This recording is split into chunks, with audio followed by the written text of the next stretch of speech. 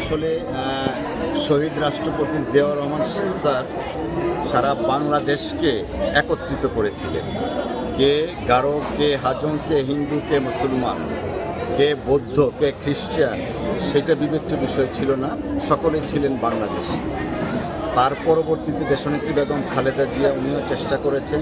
বর্তমান প্রধানমন্ত্রী জনাব তারেক রহমান সাহেব তিনি শহীদ রাষ্ট্রপতি জিয়াউর রহমান স্যারের নীতি অনুসৃত করে আমাদের পাহাড় সমতল সকলকে ঐক্যবদ্ধ করার জন্য তিনি কিছু কিছু উদ্যোগ নিয়েছেন।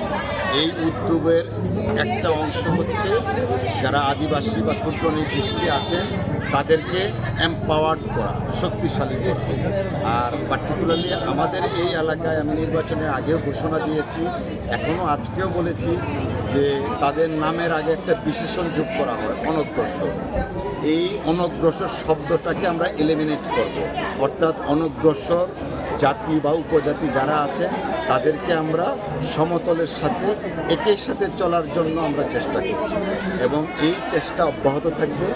আমরা শুধুমাত্র এই স্কুলের ছাত্রদেরকে উপবৃত্তি প্রদান না, বাইসাইকেল, স্বাবলম্বী হওয়ার জন্য মহিলাদেরকে আপনার সেলাই মেশিন দেয়া হচ্ছে, যাদের ঘর নাই তাদের ঘর দেয়া হচ্ছে। অর্থাৎ পাহাড়ে অধুষ্ঠিত যারা জনগোষ্ঠী আছে তাদেরকে স্বাবলম্বী করার জন্য এবং বাংলাদেশের নাগরিকত্বের যে তাদের অধিকার, সেই অধিকারটা ফিরিয়ে দেওয়ার জন্য আমরা কাজ করছি। ইতিমধ্যে অনেকগুলা পাহাড় অঞ্চলের টিউবওয়েলের পানির খুব অভাব, আপনারা নিজেরাও জানেন, অনেক সময় আপনারা রিপোর্টও করেছেন। আমরা ইতিমধ্যে কলমাকান্দা এবং দুর্গাপুরে 25টা মানে প্রায় 500 ফিটেরও অধিক গভীর হয় এমন নলকূপের ব্যবস্থা করেছি। কিছু কিছু জায়গা আছে নলকূপ ঢোকে না, সেই জায়গায় আমরা অচিরে আর একটা টিম আসবে, পাহাড়ি জনপদকে কিভাবে আমরা পানি সাপ্লাইটা করতে পারি সে ব্যাপারে কাজ করছি।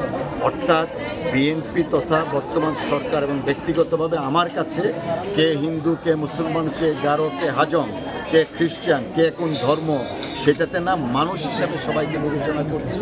আমি মানুষ হিসাবে তাদের কল্যাণে কাজ করছি এবং তা অব্যাহত থাকবে।